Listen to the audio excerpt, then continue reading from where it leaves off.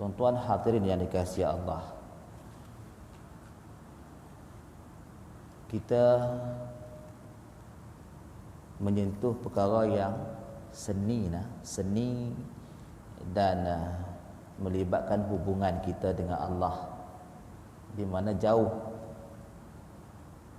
hal keadaan ni daripada sentuhan zahir.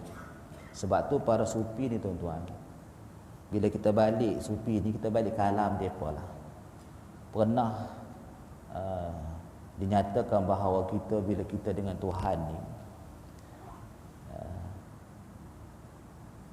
waktu kita berhajat, berkehendak dan sebagainya, dikatakan ada 4 keadaan.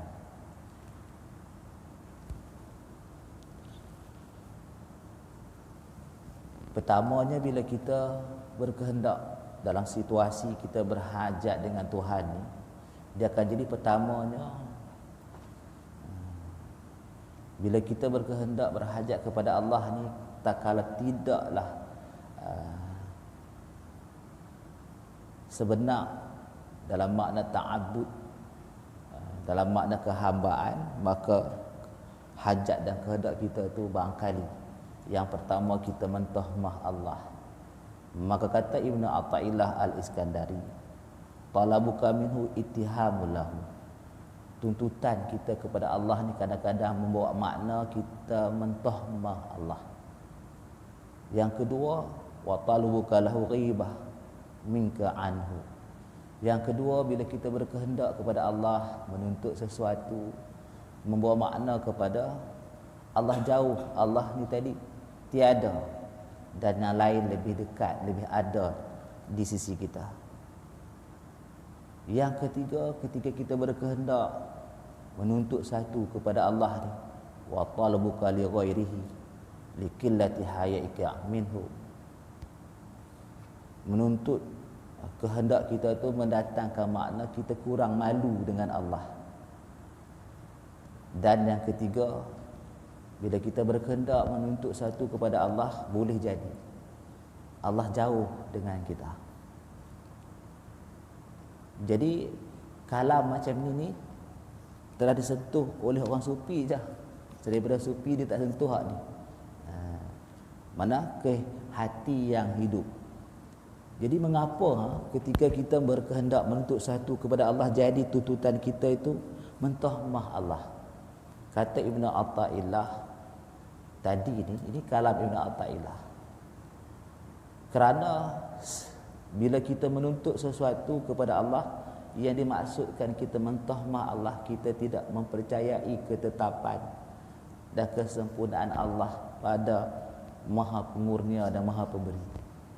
Barangkali kita menuntut, kita mendesak, memohon sesuatu kepada Allah, tapi jatuh dalam tidak percaya kepada kemurahan Allah Subhanahu wa taala.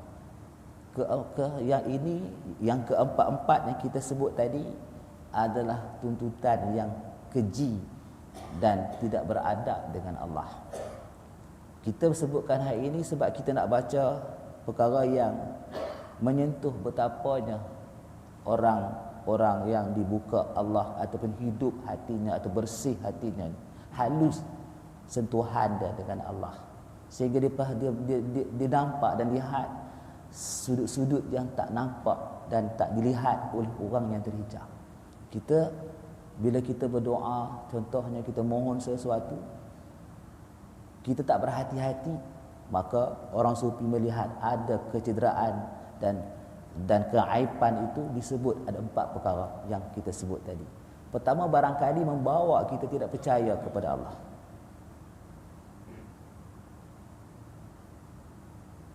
Kemudian kenapa?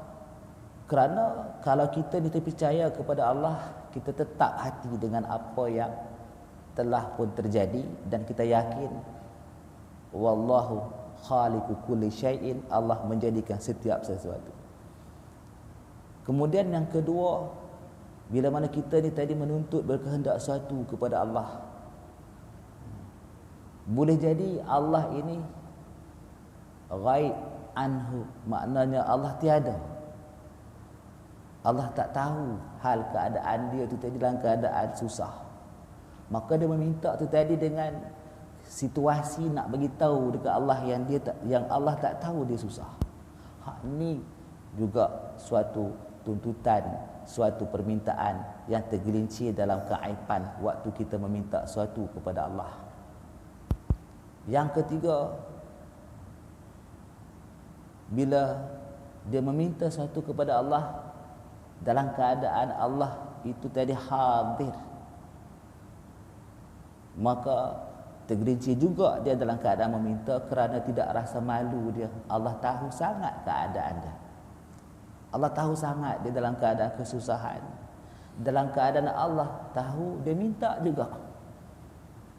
Maka kata ulama sufi, permintaan dan tuntutan macam ini menjatuhkan dia dalam keadaan buruk adab, tidak rasa malu langsung dengan Allah yang Maha mengetahui dia susah.